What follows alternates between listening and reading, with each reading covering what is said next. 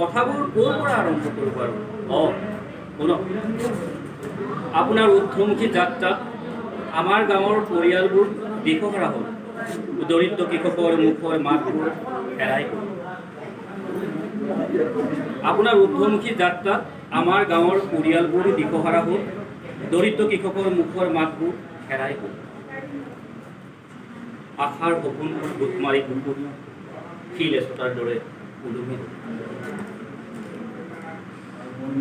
সন্ধিয়া কংক্ৰিটৰ অৰণ্যৰ মাজত ছায়াময়া পোহৰত আয়োজন কৰা আপোনাৰ প্ৰতিটো আদিম উৎসৱত বেলি মাৰ যায় মোৰ গাঁৱৰ বানে জোৰোলা কৰা কৃষকৰ পৰিয়ালবোৰৰ সপোন।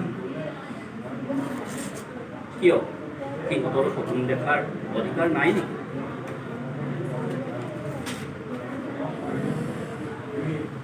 আমাৰ দুখবোৰ ভোগবোৰ একুৰা জুই হৈ জ্বলে মনৰ উদৰত। আমাৰ ভোগবোৰ একুৰা জুই হৈ জ্বলে মনৰ উদৰত। আৰু ক'ব লগা আছে মোৰ একান্ত ব্যক্তিগত কথা। আৰু ক'ব লগা আছে মোৰ একান্ত ব্যক্তিগত কথা। অৰ্থৰ অভাৱৰ বাবে চিকিৎসা নকৰাকৈ হেতেলিত চটফটাই মৃত্যুৰ ক্ষণ গণিছে মোৰ বৃদ্ধ পিতাই আৰু আই। অৰ্থৰ অভাৱৰ বাবে চিকিৎসা নকৰাকৈ হেতেলিত চটফটাই মৃত্যুৰ ক্ষণ গণিছে মোৰ বৃদ্ধ পিতাই আৰু আই। আৰু মোৰ আজলি ভনীজনী যৌতুকৰ অভাৱত কঁকালতে মৰহিছে তাইৰো যৌৱন। অন্যায়ৰ হকে আপোচ নকৰোঁ বুলি মনত আক্ষেপ কৰি মোৰ ভাইটিটো বনলৈ গুচি গৈছে। আৰু মই উচ্চ ডিগ্ৰী আৰু ডিপ্ল'মাবোৰৰ বোজা কঢ়িয়াই দৌৰি ফুৰিছোঁ চাকৰিৰ দুৱাৰে দুৱাৰে। প্ৰতিদিনে মোৰ সপোনবোৰ খবৰ দিছোঁ। উচ্চ ডিগ্ৰী আৰু ডিপ্ল'মাবোৰৰ বোজা কঢ়িয়াই দৌৰি ফুৰিছোঁ চাকৰিৰ দুৱাৰে দুৱাৰে। প্ৰতিদিনে মোৰ সপোনবোৰ খবৰ দিছোঁ। শেষ কৰিছোঁ মোৰ ঘৰৰ এপদ দুপদ লাভ।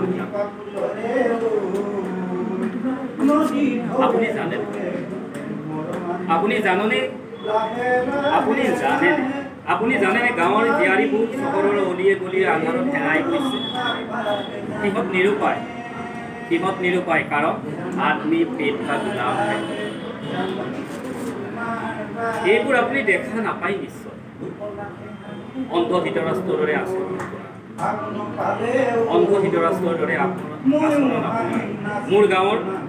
মোৰ গাঁৱৰ প্ৰতিজন খাতি খোৱা যুৱকক বন্ধকত থৈ আপুনি বহুতেই সুখী। সঁচাকৈ সুখী নে বাৰু?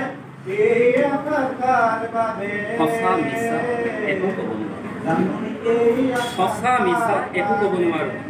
আমাৰ বাক স্বাধীনতা কেতিয়াবাই হেৰাই গৈছে। সকলো ফালৰ পৰাই আমাক ক্ৰুচবিদ্ধ কৰা হৈছে। ইয়াৰ ফলত আপোনাৰ নাম যশ সমান সকলো বাঢ়িল।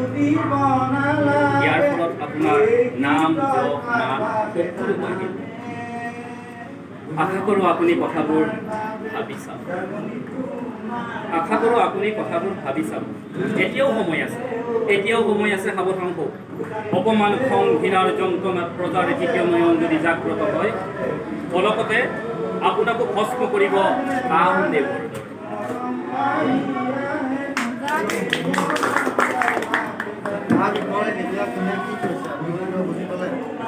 কোনে কাক কৈছে সেইটো ক'ব লাগে। যদি কথাটো বুজি পাইছে কিন্তু এটা কথা পঢ়িয়ে মনটো মাৰি দিলে তাইৰ বিষয়ে লিখি যাবলৈ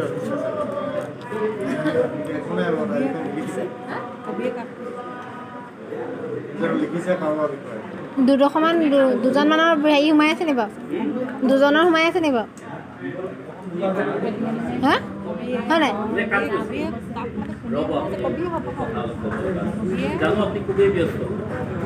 আপুনি খুবেই ব্যস্ত তথাপি আজি আপুনি মোৰ কথা সুধিবই লাগিব।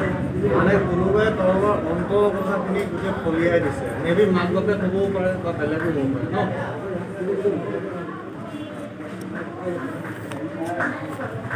মোৰ ৰখি ৰখিব নিচিনাই লাগিলে। ইয়াত উষক শ্ৰেণীটো ক'ব বিচাৰে উষক যিটো শ্ৰেণী আমি উষক শ্ৰেণী আমি কাক কৈছোঁ আমি শাসক শ্ৰেণীক ক'বলৈ বিচাৰিছোঁ যে আপুনি খুবেই ব্যস্ত ইলেকশ্যনৰ সময় এয়াই আমাৰ সমাগত আমি কথা ক'ব পাৰোঁ কিন্তু তথাপিতো আমাৰ ইয়াতো বাক স্বাধীনতা কাঢ়ি পেলাইছে কোনোবাই কাৰোবাক ক'লে আমাক জেলত ভৰাইছে কিবা কৰিছে আমি হ'লোঁ শোষক তেওঁলোকে আমাক শোষণ কৰিছে আৰু তেওঁলোক হ'ল শাসক শোষক শ্ৰেণী শাসক শ্ৰেণী আমি ক'ব বিচাৰিছোঁ যে আমাৰ কি মৰ্ম কথা আমাৰ কি বেদনা আমাৰ প্ৰতিটো বেদনা আমাক আপোনালোকে বন্ধকত থৈছে আপোনালোক উচ্চ অট্টালিকা বনাইছে লাভ বিলাস কৰিছে কাক কৈছে আমাকেতো বন্ধকত থৈছে কিন্তু সেই গতিকে শেষত সাৱধান কৰিছোঁ যে আমি তাণ্ডৱ কৰিব পাৰোঁ আমি শিৱৰ দৰে আমি ফলাফল বিষ পান কৰিব পাৰোঁ আমি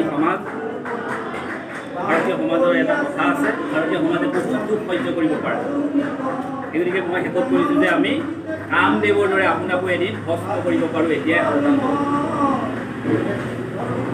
এতিয়াও সাৱধান হওঁ যদি আমাৰ তৃতীয় নয়ন জাগ্ৰত হয় তৃতীয় নয়ন মানে এই দুটা সব কথা কোৱা নাই তৃতীয় নয়ন হ'ল আমাৰ মনৰ চকু যেতিয়া কিন্তু জাগ্ৰত হ'ব আপোনালোক কোনো ৰেহাই নাপাব কামদেৱৰ দৰে এটি পলকতে আমি সকলো ভস্ম কৰি পেলাব পাৰোঁ